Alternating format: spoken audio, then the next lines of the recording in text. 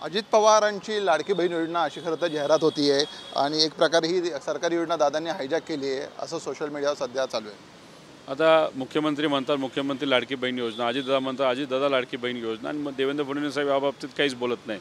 आता यांचं इंटेन्शन काय, नाही तर यांचा विचार काय आहे की येणाऱ्या विधानसभेमध्ये त्यांना त्यांची लाडकी खुर्ची टिकवण्यासाठी जे काय आपल्याला करता येईल ते करण्याचा प्रयत्न त्या ठिकाणी ते करत आहेत। आता जे एजन्सी सांगते त्या पद्धतीने अजितदादांचा जो काही पक्ष आहे तो तिथं चालू आहे असं आपल्याला म्हणावं लागेल। पण तो त्यांचा अंतर्गत विषय, लोकांना कळलं आहे या योजना का आणल्यात, कशासाठी आणल्यात, लोकसभेला जो पराजय त्यांचा तिथं महाराष्ट्रामध्ये झाला त्याच्या भीतीपोटी, आणि उद्या जाऊन यांनी जो भ्रष्टाचार आता केलेला आहे या महाराष्ट्रामध्ये 50,000 कोटीपेक्षा जास्त, तो कुठेतरी उघडकीस येईल। पण कसंही झालं तरी सत्तेचं या अनुषंगाने ह्या सगळ्या गोष्टी ते करत आहेत, पण त्यांच्यात अंतर्गत वाद आहे अशी तरी चर्चा सुरू झालेली आहे। आधीच मुख्यमंत्री घोषित करा असं उद्धव साहेब अगोदर म्हटले होते, पण आज शरद पवार म्हटले की संख्याबळ आधारावरच हे निश्चित होईल मुख्यमंत्री कोणते।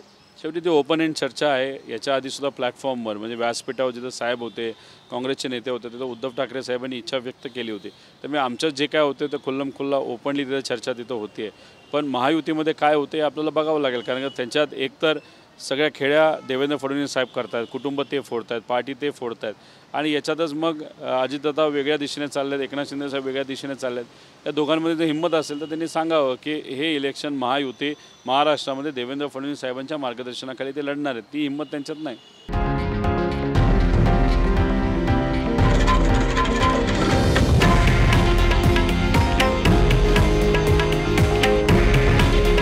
हे आहे देशातील नंबर 1 न्यूज नेटवर्क आणि आपण पाहत आहात TV9 मराठी। काळजी तुमची, हित महाराष्ट्राचं।